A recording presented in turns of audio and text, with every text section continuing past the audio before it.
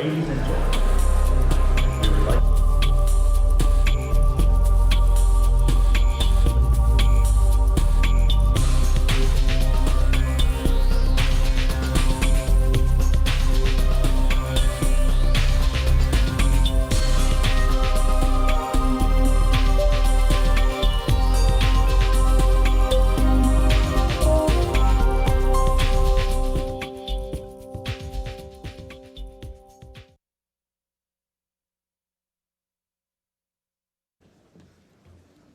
Good evening.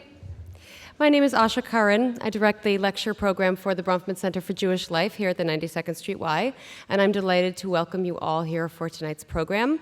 Both those of you who are here in-house tonight and also those joining us via our live from New York's 92nd Street Y satellite broadcast program. Please join me in welcoming the following 7 locations we have with us this evening: B'nai Vale Congregation in Colorado, the Four Corners Arts Center in Rhode Island, the Jewish Community Center of Rockland, Temple Sinai in Pittsburgh, the Temple in Atlanta, the Augusta JCC, and joining us for the first time this evening, Temple Shalom of Chicago. Let's give them all a warm New York welcome.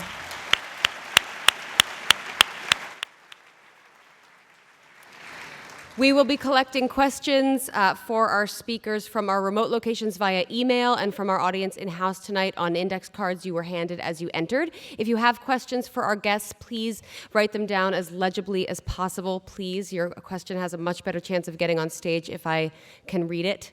And hand them to the ushers, who will make a couple of trips through the hall to collect them. If you'd like to jot down your email address and your name on the back of an index card, I would be happy to add you to our monthly e-newsletter. Before we begin, I'd like to take a moment to ask you all for your support of a very special 92nd Street Y program. During October, 92Y is competing in the Pepsi Refresh project to win $50,000. This money will help us bring professional artists into over 25 public schools and then over 3,000 students back to 92Y for concerts by world-class musicians. These kids do not have access to the arts in their school, and it is 92Y that provides this important exposure, introducing them to the world of music both in the classroom and the concert hall. You can join us in support of this vital program by going to 92y.org/refresh and voting for us as often as possible during the month of October. Without further ado, I am honored to welcome tonight's very distinguished guests to our stage, 2 of them for the first time. Tariq Ramadan, professor of contemporary Islamic studies at Oxford University, was named one of Time magazine's most important innovators of the 21st century. In 2004, Professor Ramadan was prevented from entering the U.S. by the Bush administration and was barred from the country until spring of 2010, when Secretary of State Clinton lifted the ban. He is president of the European think tank European Muslim Network, EMN, and author of In the Footsteps of the Prophet, and most recently, What I Believe. Christopher Hitchens is a columnist and literary critic at The Atlantic, Vanity Fair, and Slate. He is the author of numerous books, including Why Orwell Matters, Thomas Jefferson, Author of America, God is Not Great, The Portable Atheist, and most recently his memoir, Hitch 22. Our moderator tonight, Laurie Goodstein, is the national religion correspondent for the New York Times. She has been covering religion for 17 years at the Times and the Washington Post, and has won the most prestigious awards in the field multiple times, including just last week winning Religion Writer of the Year from the Religion Newswriters Association. And I'm very glad that this event brings all of them here to the 92nd Street Y. Please join me in welcoming Tariq Ramadan, Christopher Hitchens, and Laurie Goodstein.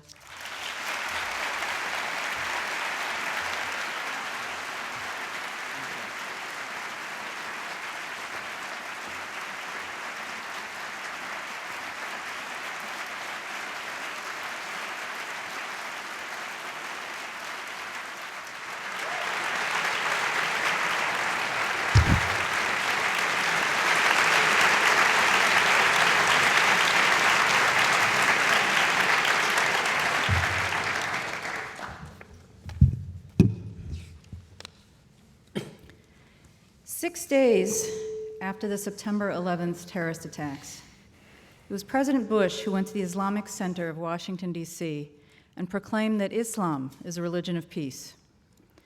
At the time, the remark was barely a cause for controversy.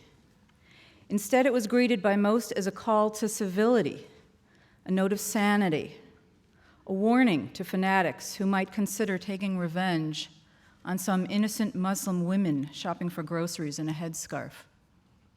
But now, 9 years later, President Bush is widely accused, in retrospect, of having succumbed to a momentary case of political correctness. Many people now believe that his Islam is peace remark was born either of ignorance or of expediency. It did not even take another successful act of terrorism to set off the season we just lived through, the endless summer of holy war. The instigation was a proposal to build the mosque at Ground Zero, or, if you prefer, the mosque at the old Burlington Coat Factory in the financial district. What ensued was nothing less than a referendum on Islam. My work means that I travel around the United States asking total strangers a lot of nosy questions about religion. I've found that this question, is Islam a religion of peace, more than any other, is now the one on people's minds. But let's acknowledge that to many, the question before us tonight is either absurd or offensive. To one camp, the question is absurd because the answer is patently obvious. Just look at the headlines, they say. If 9/11 is not convincing enough, what about the suicide bombers in Iraq, Afghanistan, Israel, Spain, Pakistan, and for God's sake, even a tourist retreat like Bali? They say, what about Major Nidal Hassan, a psychiatrist in the US Army who shot his own colleagues at point blank after he spent years studying and reflecting on his Muslim faith? Was he under the influence of psychosis or of Islam? They ask, why do honor killings seem to be a Muslim phenomenon? How could a religion of peace permit a father to order the death of his own daughter? This camp says not only is Islam not a religion of peace, it is intrinsically a religion of violence. The question is absurd, the case is closed. Yet there are others who consider the Islam and peace question not so much absurdly obvious as utterly offensive. This camp asks, how can you condemn an entire faith, a religion followed by nearly 2 billion people, because of the atrocities committed by its fringe extremists? They ask, why blame the faith when the terrorists are clearly driven more by political ideology than by theology? They ask, why do we not apply the same judgment reserved for Islam to other religions? Why didn't the ethnic cleansing of Bosnia-Herzegovina prompt widespread rumination on whether Serbian Orthodox Christianity is a religion of peace? When Roman Catholic priests and bishops were complicit in the genocide in Rwanda, the world did not blame Roman Catholicism, but the blame fell.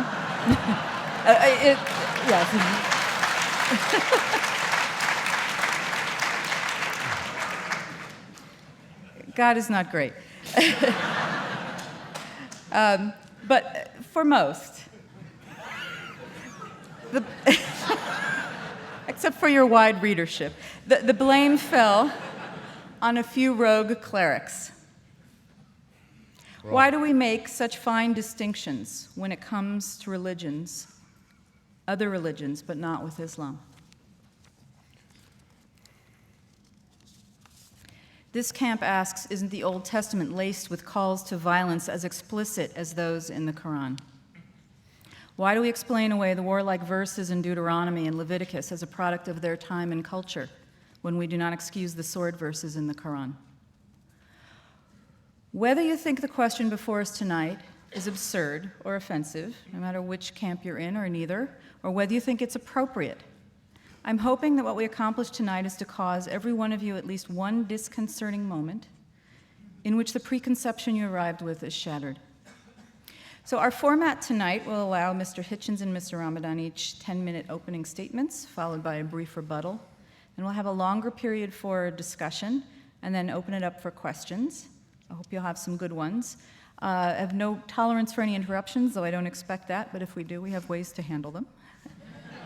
And also a reminder to turn off your cell phones so we're not serenaded unnecessarily. So we agreed very congenially before we began that Mr. Hitchens would begin. Thank you. Let me.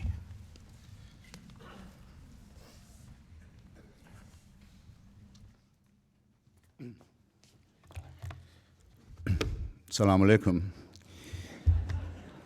Shalom. Welcome back to the United States. Thank you, Laurie, for your introduction. Thank you very much, ladies and gentlemen, for coming. I have to be brief, so I'll be terse.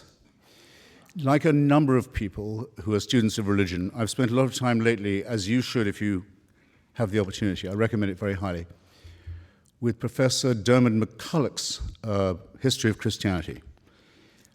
Marvelous work of scholarship and literature, written by a mainstream believer,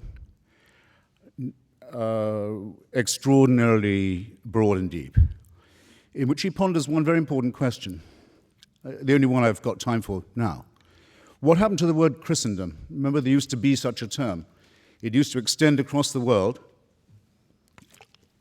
and the hope is that it would extend even further. And it was unironically used to mean those areas of human civilization, and areas yet to be civilized, of course, where the word of Jesus Christ reigned or would reign. And it's all gone. The word is never used except historically or sarcastically now. And McCulloch doesn't say it ended because of the Crusades, though he could. It didn't. Crusades didn't kill it. Not because of slavery, mandated by Christianity. That didn't kill it either. Nor the mass murder of colonial subjects in the yet-to-be Christianized world. That wasn't sufficient. It didn't really end, he said, till 1914, when all the Christian empires of the world, Austria-Hungary, Germany, France, Britain, France is a slight exception to this, but only a slight one, and Russia, all of them commanded by Christian emperors, and calling upon their subjects as Christians, went to war with each other and very nearly destroyed the whole human civilization, and certainly reduced it to a point where we can't guess where we might be if it hadn't been for this extraordinary outbreak of barbarism. And out of that came the terrors of fascism and of Stalinism, of which it was the seedbed as well. I mention this partly because I want to maintain that there's no such thing as a religion of peace by definition. And second, to point out, and that its best historian has to admit something that if I was a Christian would make me humiliated. But because there was another empire involved in that war, the Ottoman Empire, which also came to an end, its other name was the Caliphate, the Muslim Caliphate. It went to war on the side of German and Austrian imperialism and Hungarian imperialism, and it lost not just the war, having proclaimed a worldwide jihad against Christianity, except for German and Austrian and Hungarian Christianity, which were its allies. And it didn't just lose the war, but by 1924 had been dissolved by the Turkish leadership, by Ataturk. It lost the Caliphate. And that's the only one that still has supporters.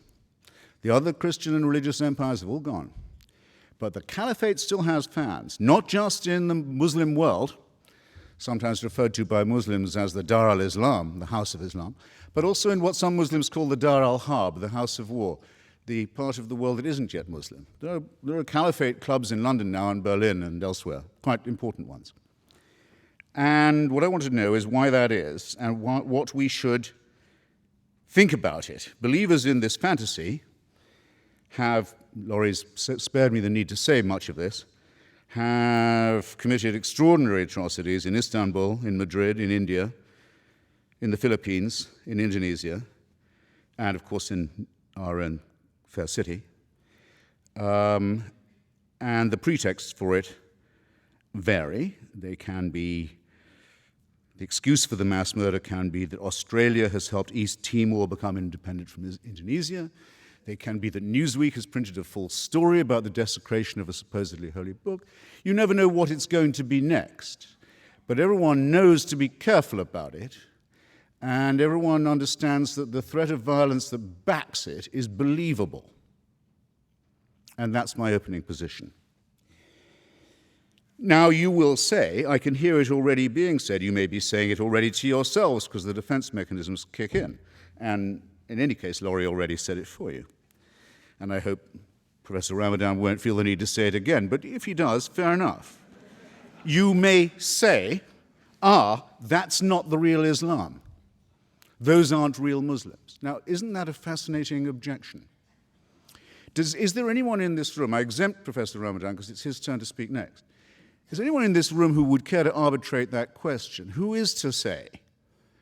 Where is the authority that defines who is a true son of the prophet or true interpreter of his work? Part of the problem to begin with, and it's part of the problem because it is a religion, is that it's perfectly true to say we don't know who the true Muslims are. How right that is, who does speak for it. Only the second problem with defining Islam as peaceful, only the second problem with defining it as peaceful has to do with the fact that it's highly fissile and highly schismatic, that there is a civil war going on within it, the religion of peace. As we speak, at least one civil war between the votaries of this religion of peace is already taking place, and some of it is exported outside that world into ours, very salient fact. The first reason, though, is this. Islam makes very large claims for itself, very large claims indeed.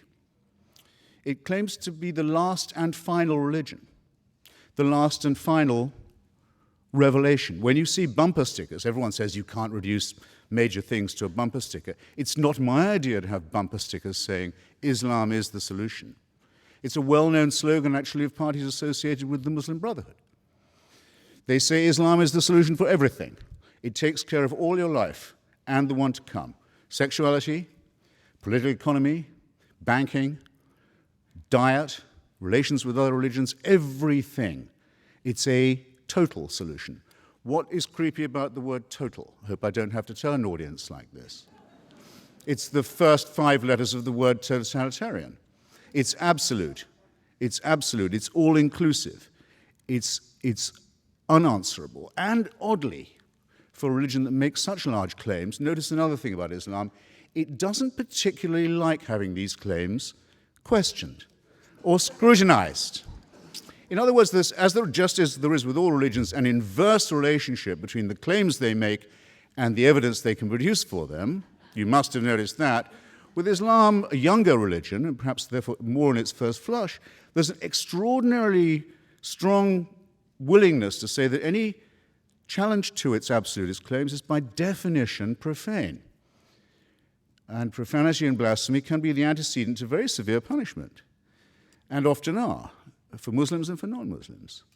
And this is not a road of peace in my submission. Thus my first point completed.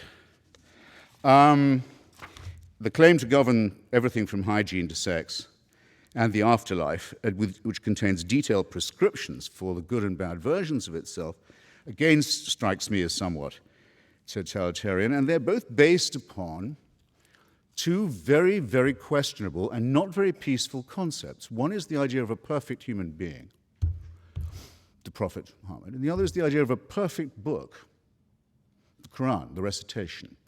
Now, the category perfect human primate or mammal and the category flawless book that could possibly not use any kind of change, revision, or editing are categories that do not exist. There are no members of these categories. Therefore, any challenge to this faith is bound to lead to heresy and to schism, and does.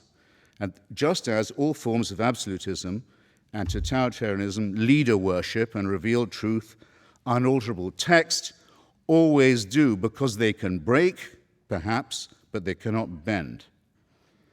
And thus the latent potential of violence between them, among them, as well as within them, is very great. And at any moment, someone is in danger of being accused of being an apostate or an unbeliever. This week, the Coptic Pope of Egypt, Pope Shenouda, who represents 10 million Egyptians, was hustled onto Egyptian TV. He's not asked on all that often. I don't think he was even asked on this time. I think he was told he'd better come on. Why is the leader of Egypt's huge Christian minority suddenly compelled to make a TV appearance? Because one of his bishops had said in an interview that he thought that some of the verses of the Quran showed signs of having been added later on and to have been later accretion. And Pope Shenouda was forced onto the television to say, it's not that that didn't happen, it's it couldn't have happened. It shouldn't even be discussed. So that it has to be claimed even by non-Muslim subjects of a Muslim state that there is, after all, because no Christian claims this about the Bible anymore, no Jew claims it about the Pentateuch. After all, yes, there is just one book that's completely word and letter perfect from the first time it was not even written down, but recited. Now, demands that you believe the impossible do not lead to peaceful outcomes. Nor do they lead to peaceful or tolerant regimes. And I'm not going to ask you which Muslim country you would like to live in. I don't know whether Professor Ramadan will tell us which one he would pick if he had to, because I don't have to ask you a question like that, because it's already in your mind. Can you wind up now? Yes, I can. I can, yes, and will. Shall, in fact. Sexual repression doesn't lead to peace. The idea that women are inferior to men is a profound cause of unease, let's say the least of it. All religions make some form of this claim. Islam seems to make it less apologetically than most. Claims that the world will come to an end in an apocalyptic form, which will lead to the victory of one religion or another, are not peaceful either. It's possible, perhaps, I haven't exhausted all my remarks, that the endless teaching of battle stories to children and the stories of lethal feuds from 7th century Arabia don't lead to peace, or the forcing of children to memorize and retell such stories by rote doesn't lead to peace either. It's arguable that peace isn't attainable at all. It may be arguable in some forms, and sometimes in places that religion isn't even desirable. But it will not come by the fanatical adoption of a man-made text and a man-made supreme leader. Nothing but war and tyranny has ever come from the adoption of formulae like these. The only way to moral and intellectual satisfaction, even temporary, perhaps only temporary, but of any kind at all, comes to those who are willing to take the great risk of thinking for themselves at all hazards and trying to share the benefits of that tolerance and that open-mindedness with others. And with that, for now, I'll rest my case. Thank you very much.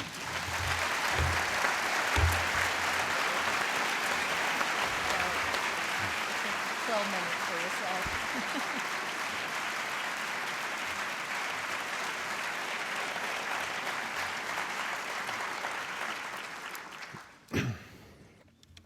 Thank you. First, thank you for this invitation here this evening, and I really also want to thank once again Oxford University Press for organizing my visit here in the States, and I won't forget ACLU and others who helped me to struggle for my rights for being here in the States and being able to speak, to listen, and to contribute to the American debate or the Western debate. And I know that among us, Jamil Jaffer is here, so I want to thank you again for this support. Let me go straight to some of the points, and I'm not going to respond straight away to some of the claims, on all the claims, but during my talk, as it is the introductory speech, let me highlight some of the points. When I got the question, of course, as a Muslim and as a believer, but as someone who is coming from within the realm of religions, it was quite clear that to put it that way was not the right question to ask. Is Islam a religion of peace, or is Christianity, or is Judaism, or is Buddhism a religion or a spirituality of peace? Doesn't mean anything for me. It's not the right question. It's not the accurate question. Not because I think that there is a good Islam and the right Islam, and there are people who are acting in the name of Islam who are not representing what Islam is. This is not my point. I never said that, by the way. But the point for me is really to try to deal with a phenomenon, with religion from within, and to try to understand the dynamics and to understand the trends and to understand the diversity. So just to essentialize one religion by saying it's all about war, it's all about peace, and even said by George W. Bush doesn't mean anything for me. So this is one point which is important. But religions, and all the religions, and Islam among all the other religions, are dealing with human beings. And if you deal with human beings, you deal with violence and you deal with peace. You deal with violence. Because human beings, by definition, have to do with violence. They have to deal with aggressivity, with wars. And to expect from a religion not to tackle the issue is just to dream of something which is not going to happen. All the spirituality, go for Buddhism or go for the Bhagavad Gita, you deal with violence. So this is it. Now, what is the answer coming from religions and from trends when it comes to violence and to peace? This is the right question for me. Do we have something which is coming and helping us to go towards peace? This is, for me, the right question. So now, once again, when I have people speaking from outside, and it's especially the case these days when it comes to Islam, is we speak about Islam and we speak about, something which is a religion that is perceived through one window or through one interpretation, and we very often take what is visible through the media. But Islam is as complex as Christianity and Judaism and Buddhism and Hinduism. It's a diversity of interpretations. Yes, you are right. The Quran is for the Muslims the very word of God. But many interpretations and many ways of dealing with the books. The problem is not the book, the problem is the reader.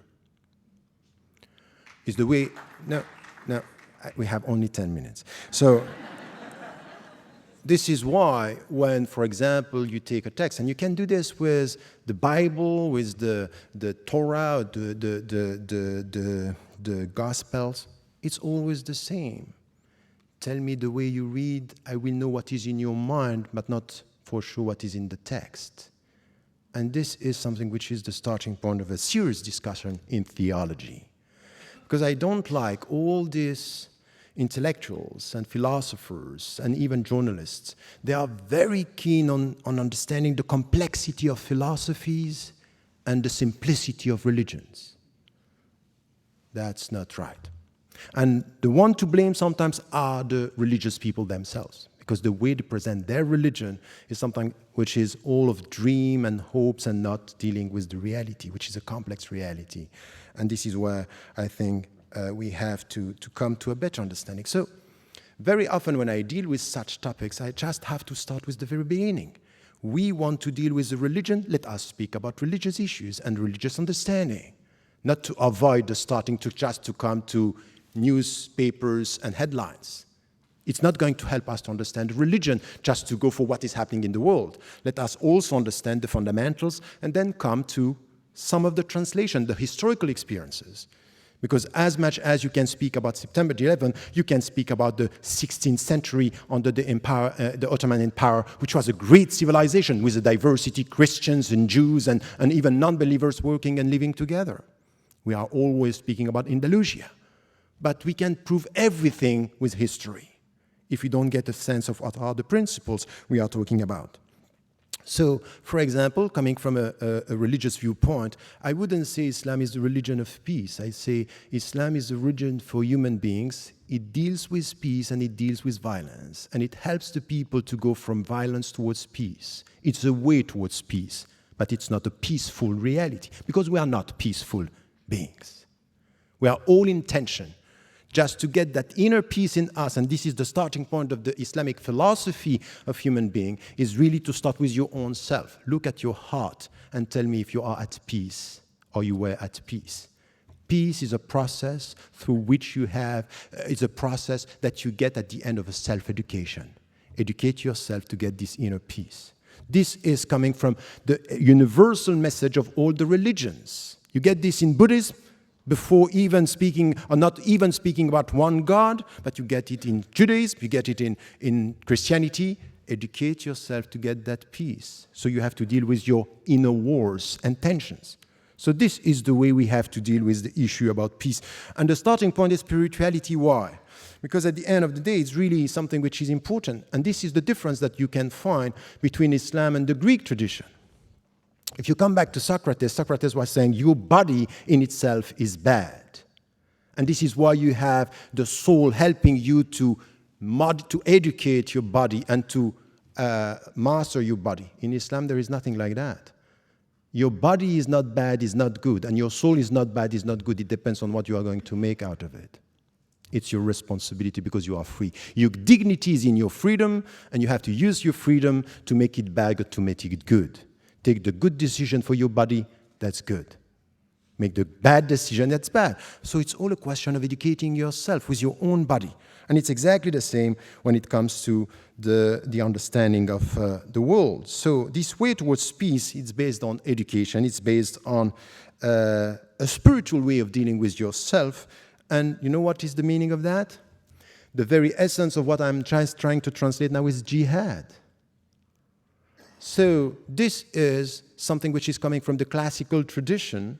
And once again, the classical tradition is helping us understand jihad is resist the bad to promote the good. And the bad is in yourself first. And then you will try to get the good. And to get the good is this inner peace. So jihad is not the way towards war, it's the way towards peace. Because you have, as a human being, intrinsically to deal with your inner wars and inner tensions. It's exactly the same in the world, that what we have to do, you will find something which is the will of God. What is the will of God? Diversity. He made you tribes and nations in order for you to know each other. But you know the risk of diversity? It could be lots of knowledge and potential wars. So you have to educate yourself to live with others and with this diversity to know each other. So you can look at Islam saying, you know what Islam claims? It's the last and final religion. It's not enough to end with this sentence. The most important thing is what Islam is saying about the other religions. That you have to remove them from the earth? No. He made you tribes and nations in order for you to know each other. So respect the Christians, respect the Jews, respect the people who were before you. So it's a call towards respect that you find also in the texts. So yes, you will have Muslims. They will take one dimension and interpret this as it is the final religion, we are not going to deal with all the others. But you cannot deny the fact that through history, Muslims in many situations, in many historical situations, were dealing with this diversity, and we learned from the Middle Ages and we learned from the Ottoman Empire that Muslims are able to deal with diversity and take from the Jewish tradition. Maimonides was speaking Arabic better than me. He was a Jew, and he was an intellectual, and he was a theologian, and he was dealing with respectful people. So all these Muslims were wrong Muslims because they didn't understand that the final religion should not listen to the first monotheistic tradition? That's not true. You cannot reduce this in such a way. It's too simplistic to represent what a religion is and what a history and a historical experience is. So this is for me something which has to do with the diversity that we have, that it's rooted in the Islamic tradition as well, in the classical tradition that we find it. So when you deal with diversity, know that you need to promote, and it's out of your personal education, mutual knowledge to get respect. But you also have to deal sometimes with oppressors and people who are going to try to take over, and you have to resist. And this resistance, in order to reform the world for the better, is the very meaning of jihad. Now, once again, I will never deny the fact that some Muslims, some theologians, in history and now, are using some of the verses in a way which is, for me, unacceptable. And you know, I go even further than that. Just after September 11, when I was invited by Time, I came here and I was asked about this. I said, you know what, it's not only not good and not Islamic, it's anti-Islamic what they are doing. It's against my religion. It's against the principles. So I'm not saying this is the good religion and this is bad. I acknowledge the fact that they are interpreting the text in a way, but what I'm saying from where I am, from within my tradition, is this is anti-Islamic. This is not the right way to deal with the text. So you cannot reduce this into something which is, oh, the only right Muslims are the Muslims who are acting the way I believe Islam is, meaning bad. I think it's not fair. It's not a discussion that we can have. So let me come to my conclusion here.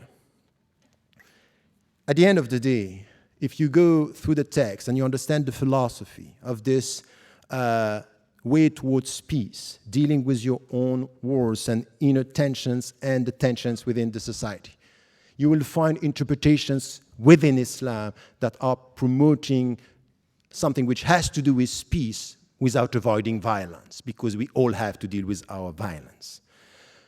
This is something which is important, and in history you will find the examples for this and for that. So don't rely on history. With history you prove whatever you want. But at the end of the day, this is exactly the case for all the philosophies. All the people who are promoting human rights, we all have to do something which is out of humility to check our people. Because with the best means, you can promote the bad or the worst attitude. In the name of human rights, we want to kill people. In the name of human rights, we can promote and support the war in Iraq and Afghanistan, where so many innocent people have been killed. And I said it from the very beginning, never forget that the blood of an Afghani or Iraqi innocent man or woman is as valuable as the blood of an American innocent man and woman. No discussion about this. So the best ideology in the name of human rights, in the name of democracy, could be used by people to promote the worst. So let us be humble, instead of criticizing one religion and one ideology, to know that in our universe of reference, you will find people using our texts, our values, sometimes for the good and sometimes for the bad, sometimes for peace and sometimes for war, sometimes for dignity and sometimes for money, sometimes for protecting freedom and sometimes for geostrategic interests. It's not right to essentialize by saying, oh, all the wars on human rights, for human rights, or all these philosophies are right or wrong, or promoting a philosophy or a religion of violence. I think that these kind of conclusions are very dangerous because they don't give us the opportunity to find in any single religion, in any single philosophy, people of goodwill. These are the people who can talk to each other, understand each other, and make it possible to live in diversity and in mutual respect. Thank you.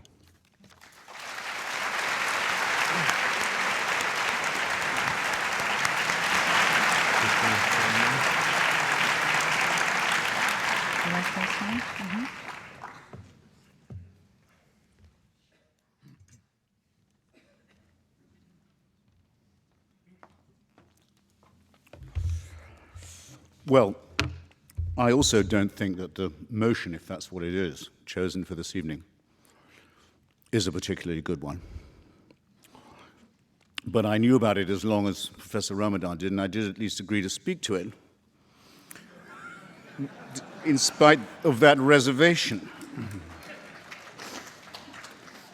And I make this not just as a point of self-pity, but because, for example, someone in this great city who's become used to making nice these days, Imam Rauf, who describes himself as both founder and visionary of whatever the downtown establishment is now to be called, wrote an article, I'm pretty sure it was on the eve of Yom Kippur, for the New York Times, in which he said, when you think about it, this is one of the most hand-washing statements I've yet heard him make in the Make Nice department. When you think about it, our word, Islam, is almost exact translation of your word, shalom. I didn't say it. I've never heard anyone else say it. It isn't true, among other things. Islam may have some relationship to the word salam, which can have some relationship to the word prostration or religious observance. It may, but we know what Islam means, is intended to mean, and does mean, is surrender to God. Acceptance of God's surrender, sometimes translated as submission, but in any case, the resignation to the divine will. Again, not, in my opinion, a prescription for peace, but that isn't my only objection to it. I don't think that abjection or fatalism or the prostration before a divine, or let alone before holy men who are interpreting the book, is a recipe for good health of any kind, mental or physical, since we're talking about the Greek concept of the body and of the spirit and of virtue. Just to get that out of the way. Now, you're right. I was surprised to find myself saying, Professor, when you say that the problem is not the book, but the reader.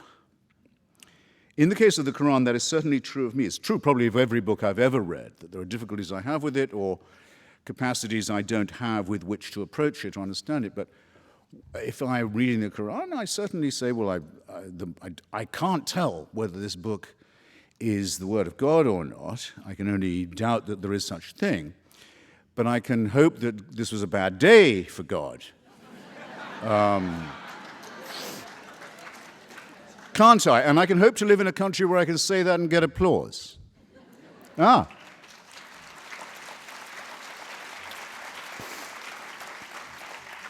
Yes, and even mirth. And don't think that it isn't a precious thing, and don't think it's being compromised. I'm coming to that.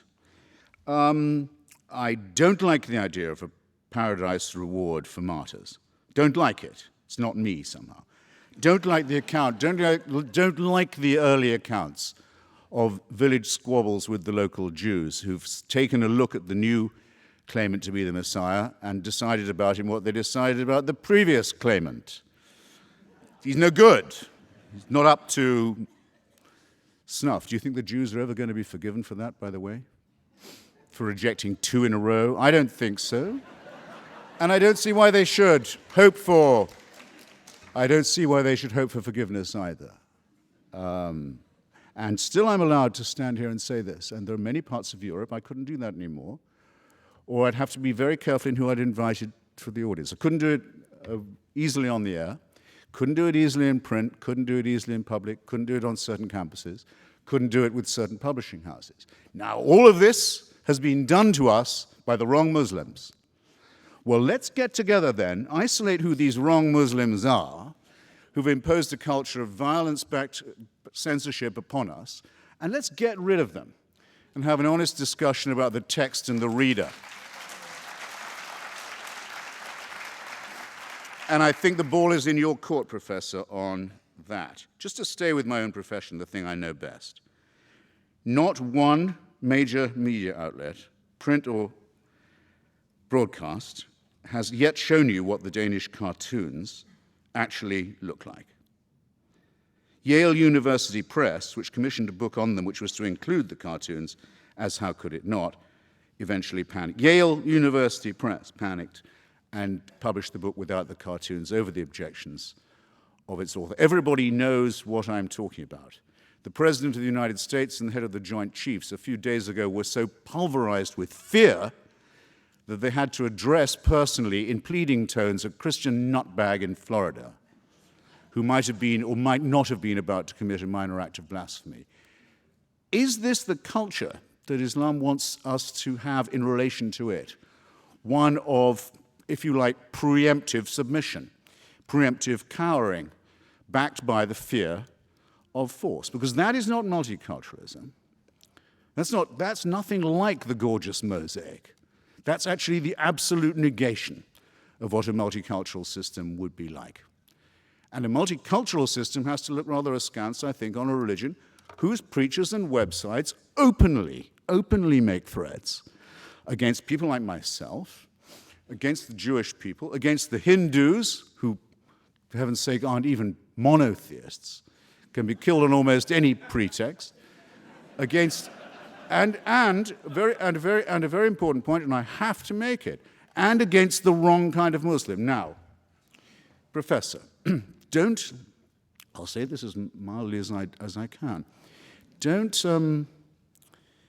you may not be aware that you were, and I don't want to increase the area of unexpected offense-taking that's been so hugely broadened by the sensitivities of a religion that has the answer to everything.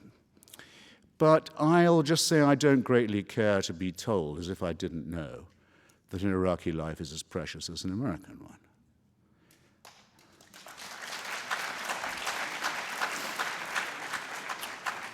And as someone who's visited Iraq quite a lot, I had the occasion to think about it a good deal. I wonder if you could mention anything the United States has done in Iraq that is remotely as criminal as sadistic and as violent as the blowing up of the Mosque of the Golden Dome in Samarra.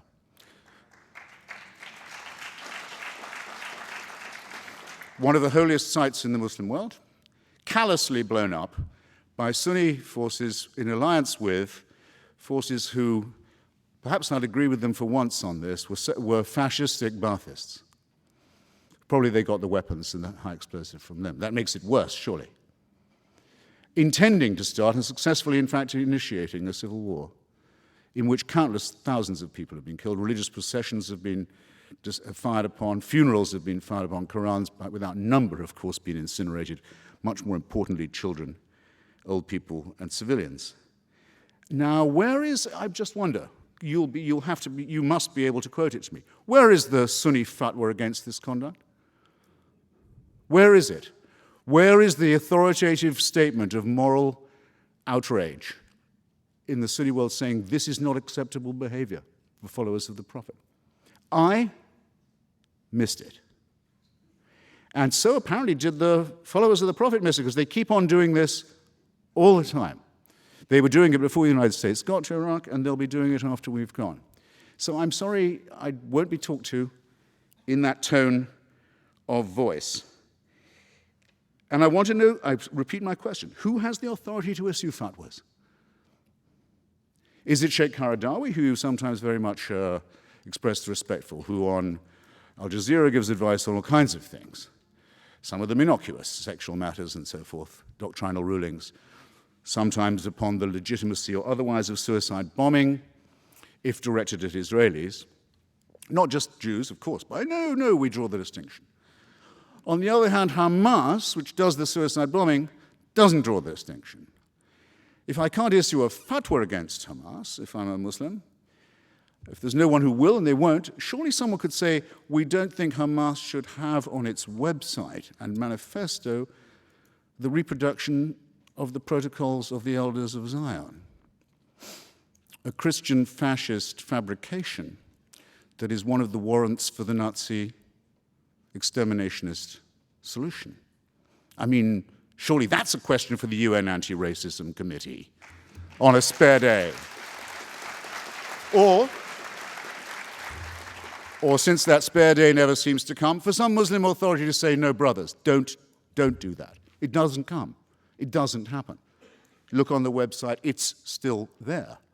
Now, you would do better, I think, Professor, if you identified yourself as a member of a very small and critical and endangered minority. Someone who really is against all this and will say so, and will also decry the fact that the religion itself can't seem to throw it off. But you seem to have that a little bit both ways. Now, I'm going to have to very well. stop you so we can get to Yes, the so then my closing statement is this. If you want diversity, as much as the professor does, as much as I'm sure many people here do, religious diversity, cultural diversity, what you need for it is this. You need a secular state with a godless constitution like this one.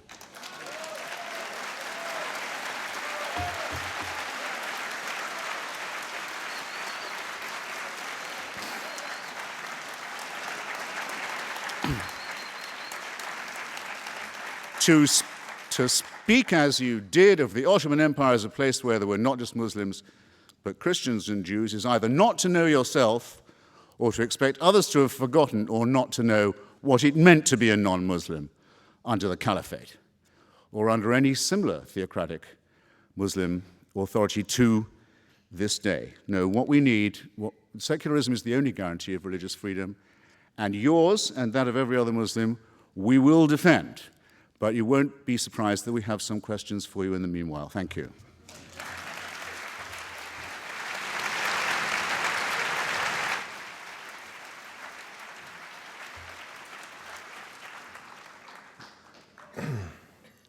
Okay.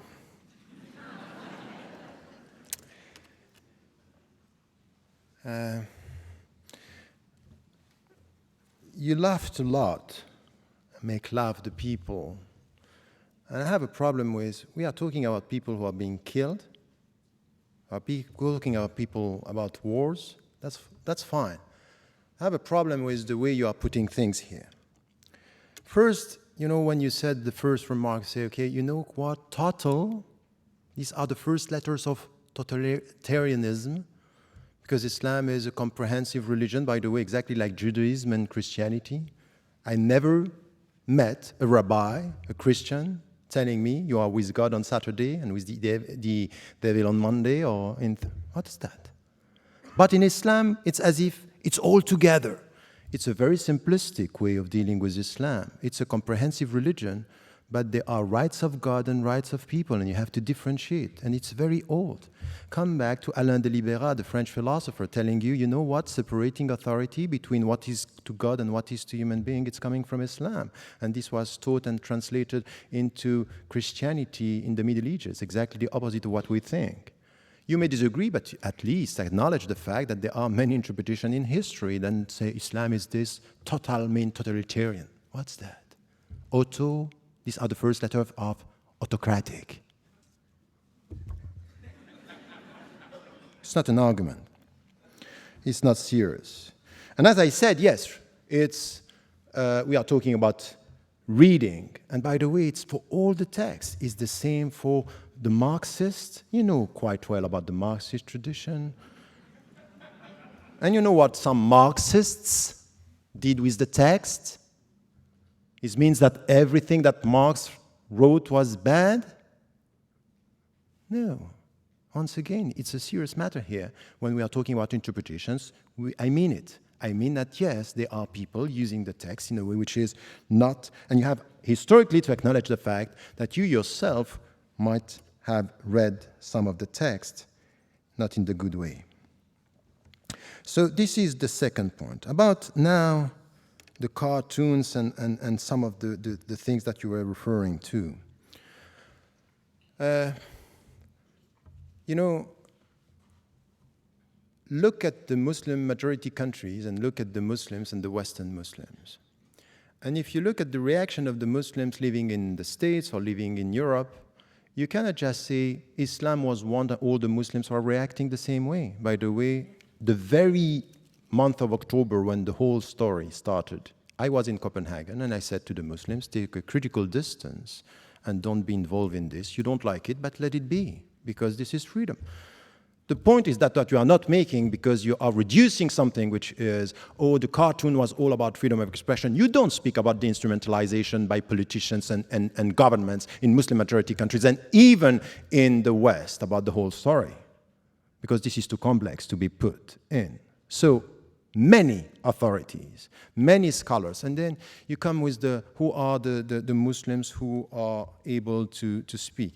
If you read some of the things that I'm doing or writing, you would say that, yes, I acknowledge the fact that there is a crisis of authority in Islam. But please, don't tell me today that you didn't hear the Muslim voices around the world criticizing and saying this is unacceptable to kill the people in the streets in New York, and the condemnation was widespread by the scholars. If you don't hear, of course, there's, not less than 12 councils of Muslim scholars around the world, from Amman to Istanbul to Paris, Dublin, were condemning this. It's as if they don't speak. Because at the end, when the people are calling to kill for killing, they are heard. But when people are condemning what is done in the name of the religion, it's as if they don't speak. It doesn't make the headlines.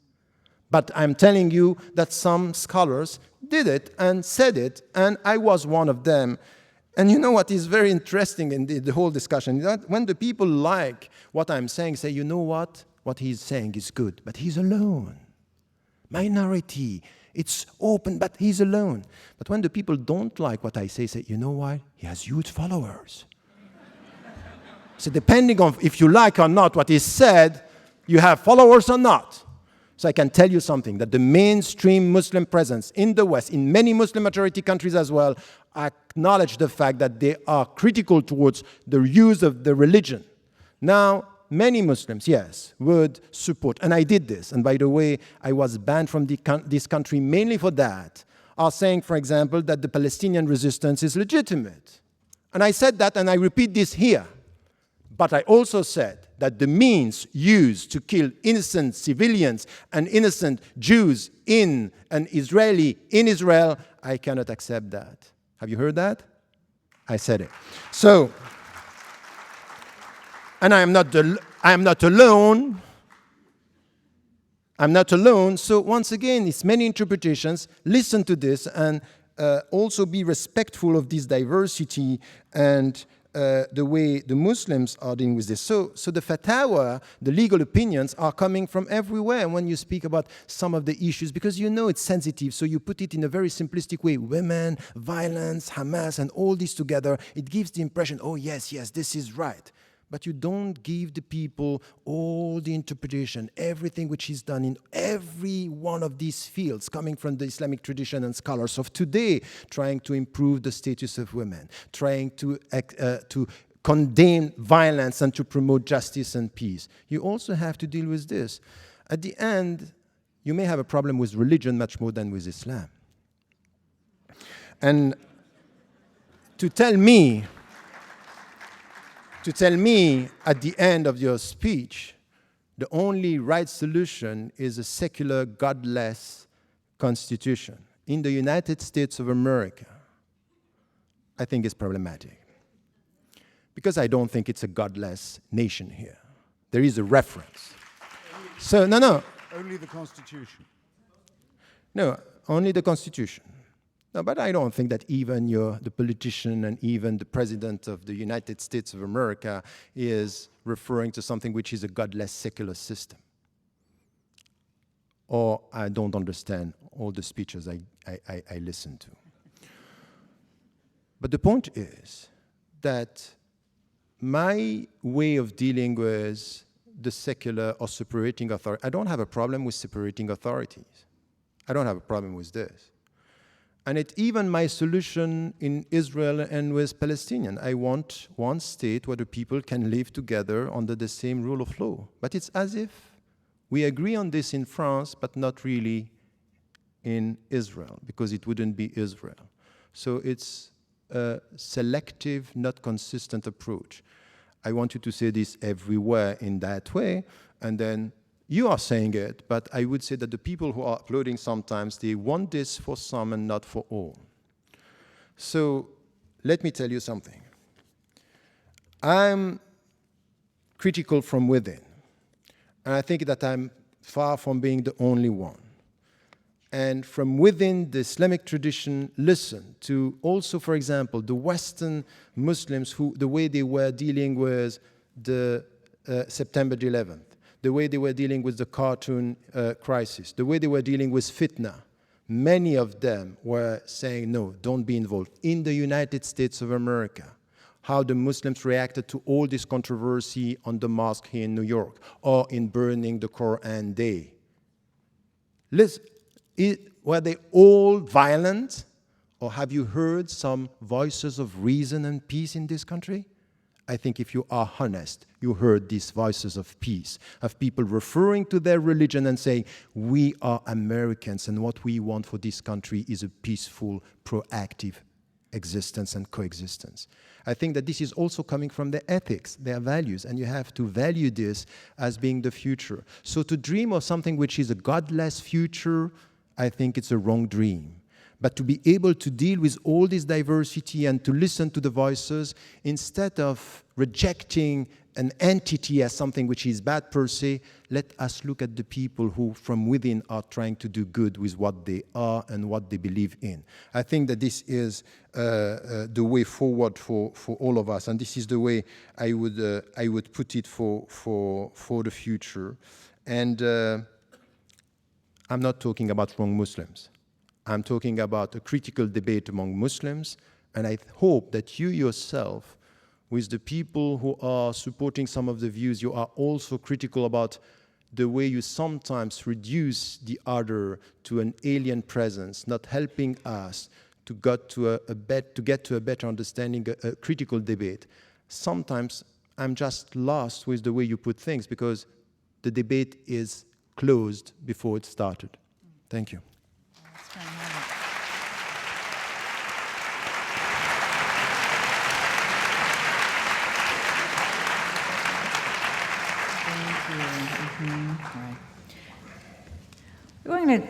try to get to the core of some of what you raised, and then get to some questions.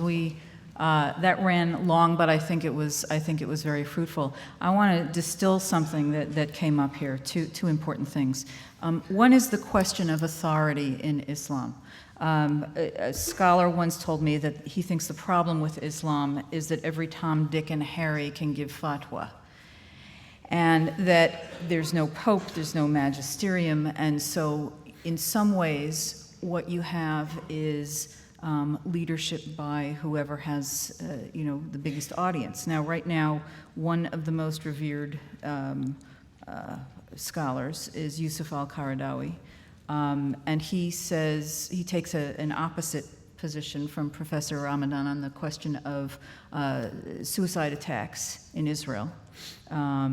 He has a program with 40 million listeners, and he has a website. And he says that suicide attacks on Israeli citizens, even women and children, are acceptable because all of Israel is a militarized society and all citizens are combatants.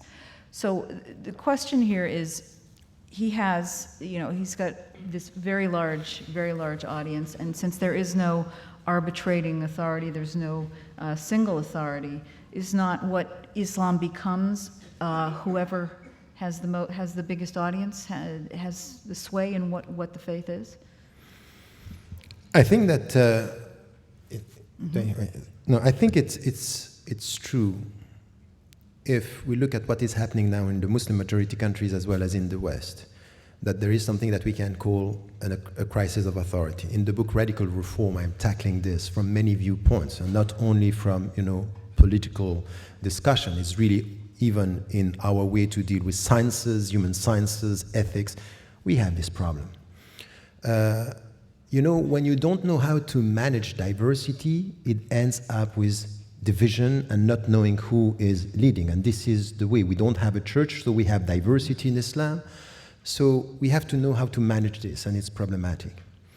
And I would say that if you look today at what is happening, even though we have this crisis, if you look today at what is happening around the world, you will see that we have many councils. Still, the mainstream is not promoting, violence and extremist views. The mainstream is promoting, what is said, for example, about Western Muslims or Muslims living in Muslim majority countries is about transparency, no corruption, democratization. This is the mainstream that is coming. Now we have voices. And you speak about Yusuf al-Qaradawi, and you were saying that I was one of supporters of him. I have one position in everyone and everybody I'm dealing with, in history, in the past, and as is in the present. I read what is said, and I try to be selective. So, for example, on that point, killing, I said no, I disagree. On identity, and when he once was very harsh with me saying, no, we have one identity and it's Islamic, I said, no, we have multiple identity. I'm Swiss by nationality, Egyptian by memory, Muslim by religion, European by culture. These are my identities. He didn't agree. So I talk to people, but I know that on this, for example, in Israel, I disagree with him, but you cannot reduce Yusuf al-Qaradawi in the world today to this position, because he had many other positions on women, on the society, on democracy. He is promoting something which is, he called democracy in the Muslim majority country, that you have to consider by saying, okay, on this we disagree, and on that we need to have a critical debate. You cannot just, because one position, we don't like one position, we remove the people from the landscape. No, they are part of the landscape, and they are heard in the Muslim majority countries. So this is my position on that. Well, I'm certainly not going to criticize Islam for not having a pope.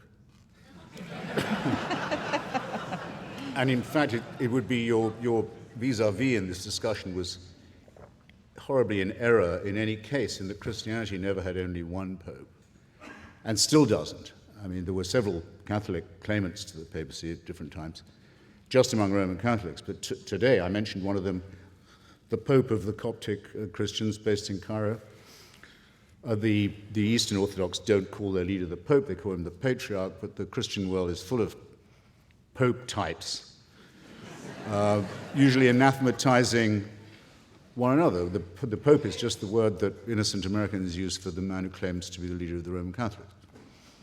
So I don't think it's possible, in fact, to have a moral authority within religion, because I think the two things are so sharply divorced. But this doesn't lead to just chaos, because, and it certainly doesn't lead to the dictatorship of minorities or extremists.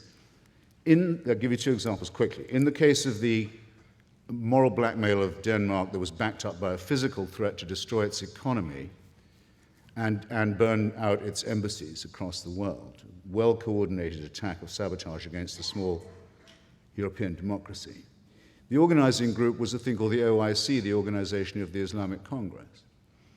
Groups all the Muslim countries in the world. It's an increasingly powerful lobby at the United Nations, hopes to pass an international resolution forbidding all criticism of religion, all forms of blasphemy and profanity.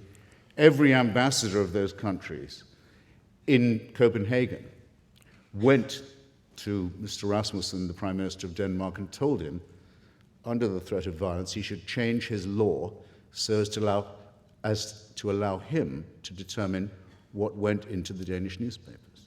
And when he said he couldn't do that, things got a lot worse. Now, that's the ambassador of Egypt, and the ambassador of Turkey, and the ambassador of Algeria, important countries, in the case of Egypt, containing an enormous Christian population, coming to you as if they spoke for a religion.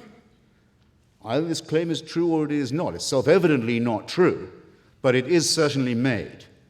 Let's be in any doubt about it. And let's have any doubt that it means to extend its influence over the people who are sitting in this hall. Second, very quick, the fatwa against Salman Rushdie, in other words, the offer of money to suborn murder for the crime of writing a work of fiction in his own name by the spiritual leader of Shia Islam, that's what the fatwa meant then, means now, was, after the murder of many people, associated or not with the publication of the book, repudiated ostensibly by the Iranian government after long pressure and lobbying at the United Nations, about 10 years ago, I think that was. But I've been since then, I've had the pleasure of going to Friday prayers at Tehran University, twice, to hear the sermon. And on both occasions, there were banners and slogans saying that the Imam's holy sentence against Salman Rushdie will never die. It hasn't died with the Imam. Khomeini's death warrant will always be carried out. Not, I think, a very good use of the premises of a university. I can't speak for whether it's a good occasion for Friday prayers or not. Well, it brings me to a second point. You see, there's something shady involved here. Some people say that Islam and Islamists give themselves permission to lie to non-believers. It sounds like the sort of vulgar, paranoid thing that an Islamophobe would go around saying, doesn't it? It's very easy to disprove, except that it hasn't been, as that example will just illustrate. And these are not minor threats. These are threats to the very core of what we believe is the essential thing for a society, which is the ability to ask questions, to read the books we choose, to pursue unfettered investigations. And these are flatly negated by the claims of a religion that says it is the answer to everything. Can I respond to this? Because Yes. really, I think I that... think you must. no. Is the Taqiyya question? No. The Tariq question is no. The point is, on the cartoon issue, the way you are translating things is problematic. Let me just come to some of the facts here very quickly. The first thing is that it happened in October that the cartoon were published. Between October till January, nothing happened. And I met the Muslim organizations in Denmark, and I told them, and many were of the opinion, don't react. The ambassadors of Muslim majority countries and Arab countries mainly asked the Prime Minister to meet with them. He refused.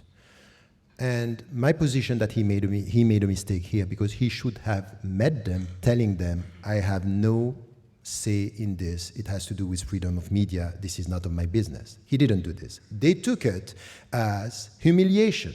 They went back. They bought the tickets. No, but look. Easily. No, let me finish, because we will come to the point here. They went back and they bought the ticket of a group of Muslims, among them Muslim leaders in Denmark, to go to Muslim majority countries to just present what was done. Tell me, Egypt is ruled by Islam? Is it Islam which is used there? Mubarak is a secular president, isn't it? Syria is a Muslim leader or is a secular state? All the main societies where the government used this, because you know what happened, is it's easier to use the people to tell them against the West you can demonstrate, but not against the government, which is an autocratic government. So it's not religion, it's political instrumentalization of popular emotions against the West just to make it a religious issue. You cannot just avoid talking about political instrumentalization of countries where there is no democracy. And these countries are not Islamist countries, they are secular, autocratic countries. On your third point, I can't possibly disagree with you. Of course, there's a great deal of opportunism and demagogy, and I'm certain hypocrisy as well. And in fact, I will say that I've heard you and seen you saying that before, and I agree. I don't think I would classify a country that hauls the Christian leader of its minority onto the TV to say, no, it's not possible that there could have been any exactly the same political instrumentalization. No, to give you a trivial example. Instrumentalization. No, I would not. Nor would I describe the Alawite regime. It's an Alawite sectarian regime, not a secular one, that is funded by Tehran and is the funder of the murder gang Hezbollah as secular either. No, don't insult me. Not that it really hurts me that much. I don't feel humiliated or anything. All right, No, we're going apparently, to take some apparently the leader of a proud country like Egypt, when a demand to he makes to interfere in the internal affairs of Denmark is not met, feels I'm sorry, just to end this discussion for me on my side is the only fact that you acknowledge that there is a political instrumentalization of religion and you say I'm right, that's enough for me. This is exactly what I mean. Good. Can we wind that one up? I actually think that... And earlier you were trying to tell me what Karl Marx said on the subject. Yeah. That's your job. Was that a valuable exchange? I think that was worth hearing out. But I know that there are people in the room and also listening in from the satellite sites who want to have some of their questions asked. And a few of them are along these lines, and they actually are aimed at you, Mr. Hitchens, because of your ringing endorsement, really, of a secular society and atheism. A question from Vail, Colorado. Do Jewish, Christian, or other religions have a greater claim on being religions of peace than Islam? I mean, is your beef really with Islam, or is it with all religion? Well, I'm sorry the comrade from Yale tuned in so late. I mean, late enough to miss the first 4 or 5 minutes of my 10-minute introduction, devoted to a close exegesis of Professor McCulloch's realization that Christianity had out-genocided and out-warred and out-crusaded itself, finally by 1914. If you care to pick up, I think you might be able to, and I'll sign it if you will, pick it up. My book, God is Not Great. You will find a discussion of the warrants for slavery, murder, genocide, and land theft that occur in the books of Moses, and that are an ineffaceable offense to any civilized person, and the reason why so many Jews are secular, at least one of the reasons. So, again, I could go on, but I really feel I don't need to. Okay. A corollary question, maybe it's just something funny. Would atheism be a non-religion of peace? That came from somewhere here. No, there's something probably very slightly intolerant about atheism, at least so I hope. I might just say, though, because I really think Professor Ramadan misunderstood me. When I say the American Constitution is godless, I mean, I was quoting the title of a famous study of it by Professor Israel Kramnik. What I mean by that is to say, the US Constitution only mentions religion and God in its preambles when it means to say the ways in which they must be kept out of the public square. That happens to be a fact about our Constitution and the reason why we still have it. Otherwise, the Republic would have been destroyed long before. And that its First Amendment says that religion can be no business of the government, a statement no Muslim society could begin to make. Thank you.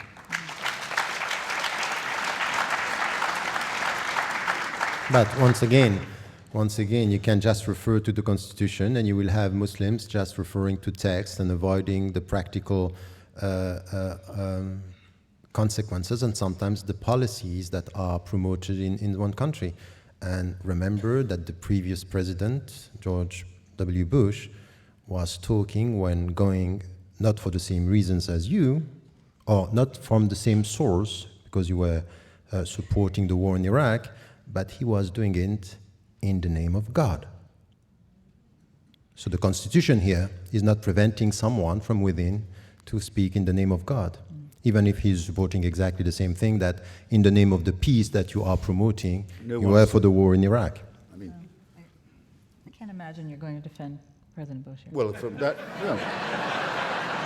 from that charge, I can. No one was ever summoned to vote for the war in Iraq in the name of God, and the president's own church, as well as every other church, Christian church that I know of, was opposed to the war, for whatever little difference that might make. None to me.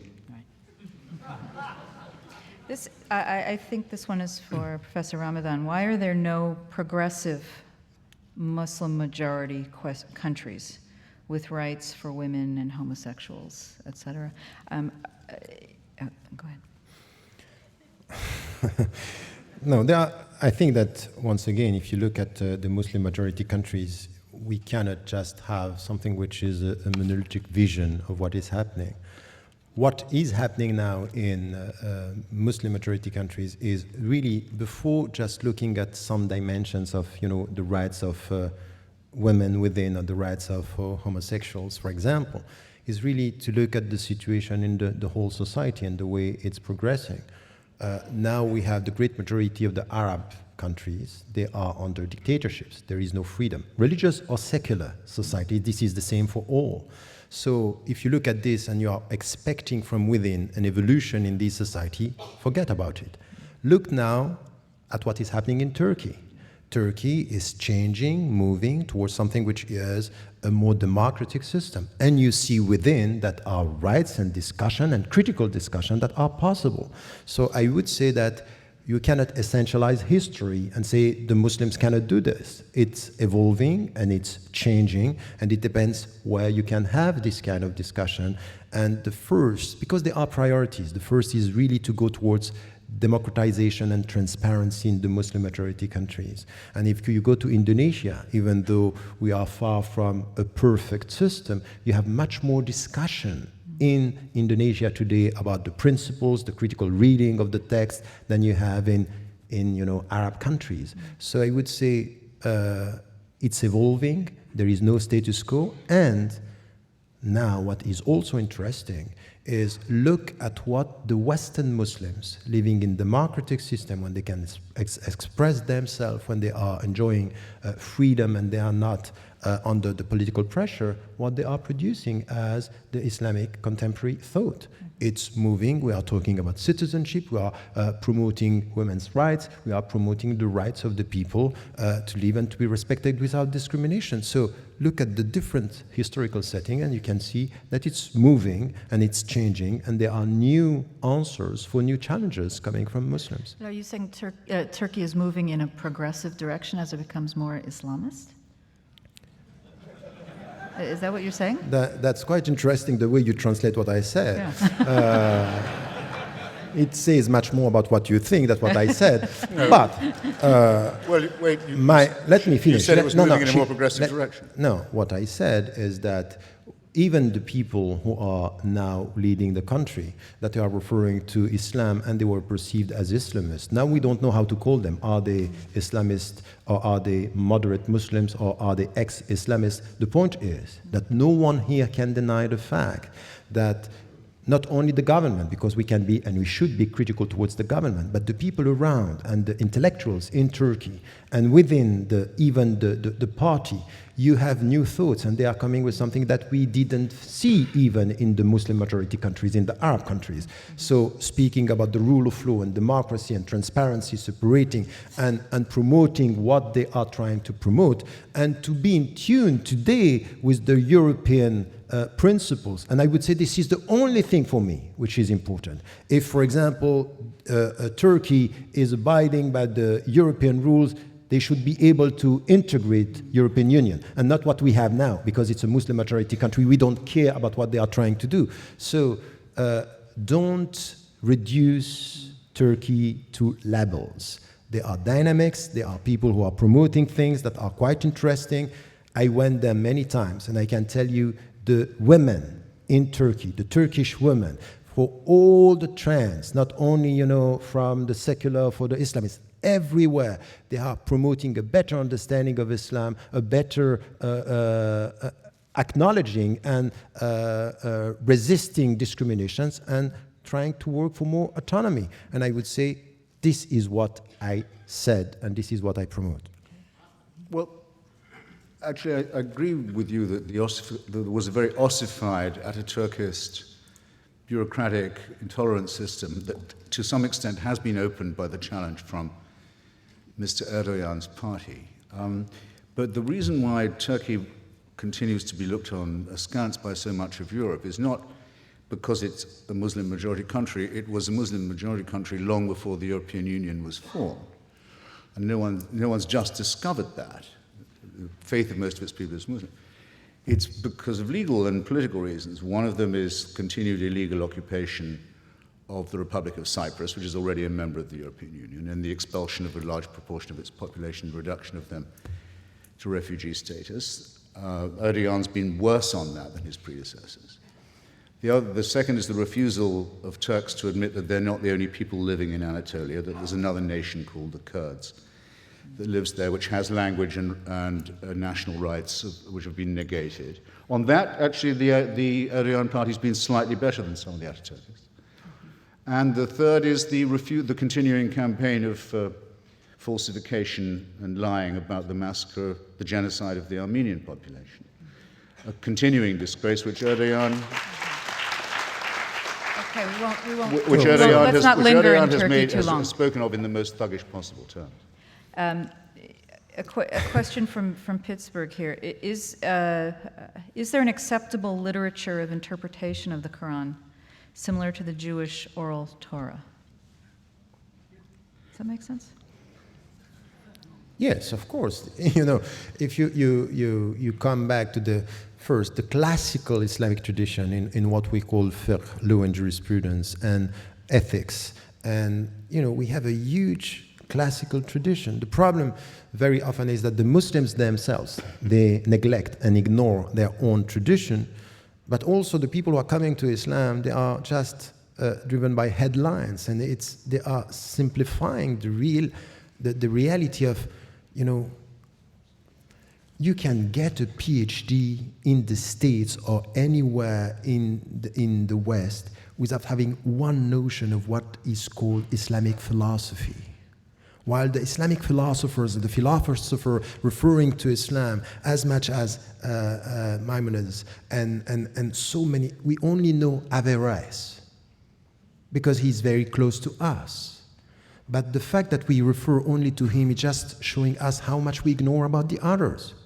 Do you know that Descartes, who came with the rationality and doubt, himself read the thesis of Abu Hamid al-Ghazali, who was talking about doubt, and doubt as a sense of getting certitude and knowledge.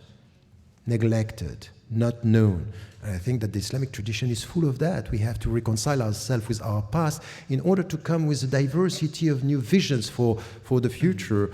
And I think that this is missing for all of us. I would say that this neglectfulness towards history and tradition is a problem within the Muslim universe of reference as much as it is for Christianity and Judaism and all the other great philosophies and religions. We have a few questions here. I don't think we can avoid this tonight about Sharia. It's become a kind of an assumption among many Americans now that what Muslims are really after is the imposition of Sharia in every society in which they live, even Muslim minority countries. And it's not a lot understood about Sharia, but what is known is that crimes such as adultery, blasphemy, apostasy, and homosexuality are punishable by the death penalty. And to Western eyes, this seems like a whole legal system that's a violation of human rights. So what is the intention with Sharia, especially for Muslims living in the West? Is the idea that eventually we get there and we all live under Sharia law? You know, this is a legitimate question, and it's an important question. Because many Muslims living, not only in the West, by the way, throughout the world, you have Muslims, they deny this. They say, no, they don't understand Sharia, or they reduce Sharia to the penal code, and sometimes it happens. But Sharia is not the penal code, and still with this, that it's not only the penal code, we really have a problem with the understanding of Sharia by Muslims, and the way it has to be understood in our time. And once again, many interpretations here. You have some Muslims, and you cannot deny this. Their perception of Sharia, it starts with the punishment, and then it goes towards social justice. Because you punish, you go to... And this is, for me, once again, problematic, and I'm critical of this, but I cannot deny the fact that you have a tiny minority of Muslim scholars, they think like that. In Nigeria, in Saudi Arabia, in Egypt, everywhere. You have another understanding of Sharia, which is we start with social justice, and then the punishment is part of the whole process. And my position, I wrote many times on that, for example, in Western Muslims and the Future of Islam, the understanding of Sharia is the way towards faithfulness, in which way we are faithful to some of our principles. So it's not a closed system. Muhammad Abdu in the 19th century, when he was studying, he was under the British colonization, and we don't want this colonization, we want them out of our country. But the parliamentarian system is the best for us as Muslims. It doesn't contradict our system. And he was of the opinion that the democratic system is not opposed to Islam. So you have trends saying this. My position on this is that Sharia is the way towards faithfulness, it's the way towards justice, it's the way towards mutual respect and living together. So this is why, for example, when I read the American Constitution or any European Constitution today, and it is said all the citizens, men and women, black or white, should be treated equally by law, this is my Sharia. I'm not going to change this. So the point for me is when the principles are respected, and the principles of justice is something which are not two systems that are opposed, they are principles that are common, that we can live together.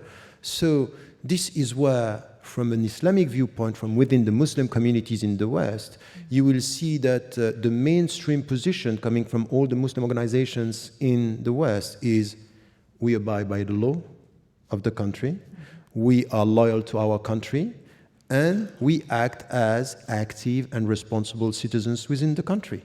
And the only thing that we can say today is look at the facts and the figures and not only the perceptions, because I was shocked at what I got as an image.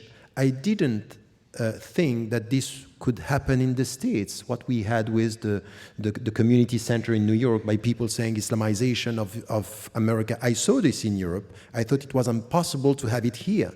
And then it came here, meaning that the people are scared, there is a great deal of mistrust. These people are silently colonizing us. So this is where the Muslims, and this is why your question is important, should come and say, look, we are American citizens, we abide by the law, we respect the Constitution, we want to be treated equally, mutual respect and equal rights, no discrimination for any religion or no religion at all. This is the way it should be. And if you look at facts and figures, millions of Western Muslims today are just abiding by the law, and they got the 3 L's that I'm talking about in the book. Is the first, they abide by the law. The second, they speak the language of the country, English as you speak English, or German or British, they speak the language, and they are loyal to the country, they want the best for their country. This is what it means to be a Western Muslims or Western or Muslim Europeans or Muslim American, and I think that the Muslims should also speak out about what they want, but they also need to be heard when they say things like this, because I have been repeating this for 25 years, and after 25 years, what I get is, smart guy. He has a double talk. He say this, but he means something else. So if someone is telling you always, when you say something, that you have something else in mind, there is no discussion. This is, once again, the end of the discussion, because the point is that there is no trust. There is no potential discussion and critical discussion. And by doing this, let me tell you something which is also important. It's very counterproductive. Because at the end, there is no dialogue. It's not possible to talk, because if you talk and say, oh, you talk in a good way, it means that you have bad intentions. And if you speak in a bad way, oh, now we know your intentions. So what do you do? What are you going to do? Could we accept that as a closing statement from you and let Mr. Hitchens make his? Oh, good. Because we've gone over. So That's fine. I think that's a fine closing statement. Thank you.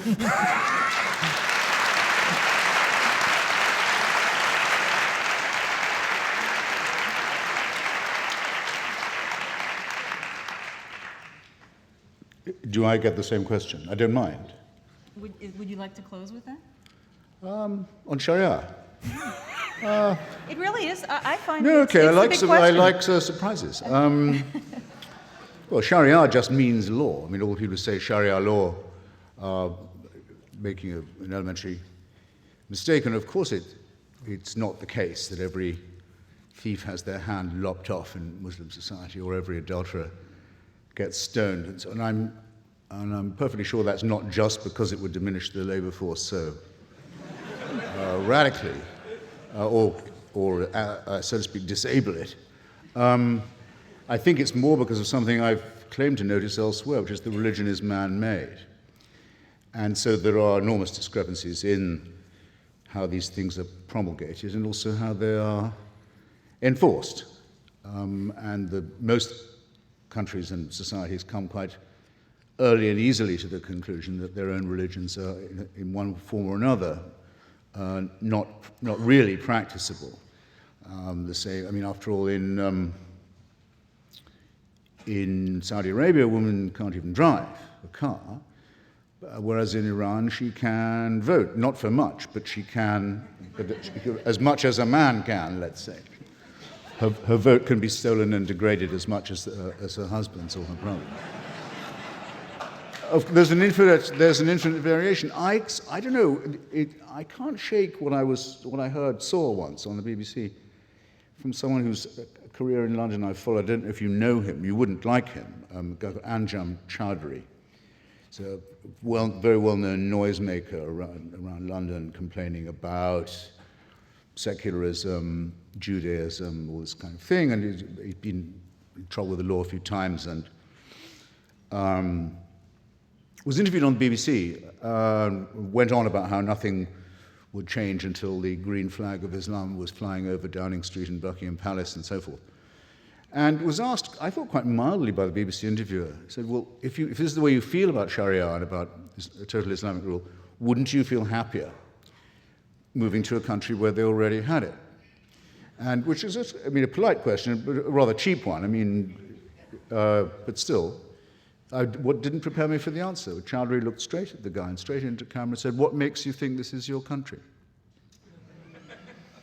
I thought it was a very good question. Now, why do you feel, I think I know partly why you feel, why do you feel it's necessary to affirm that? And of course a Muslim should learn the language, should obey the laws, should observe the customs and so on. Most immigrants don't feel they, so to speak, absolutely have to say that.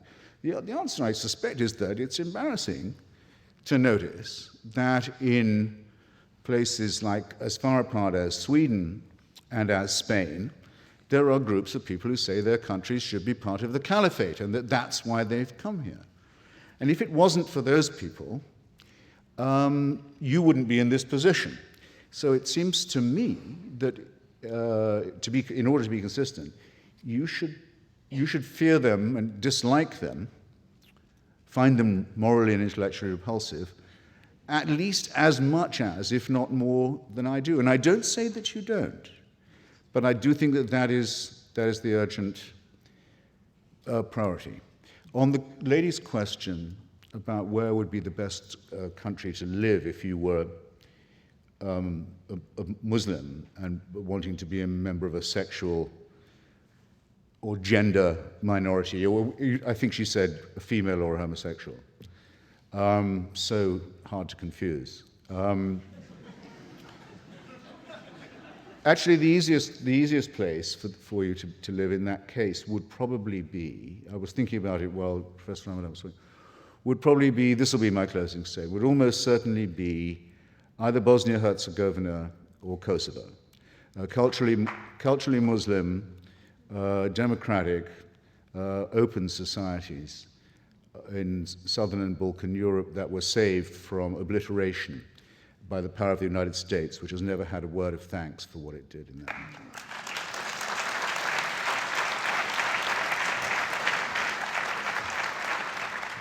And which remains a secular country with a godless constitution.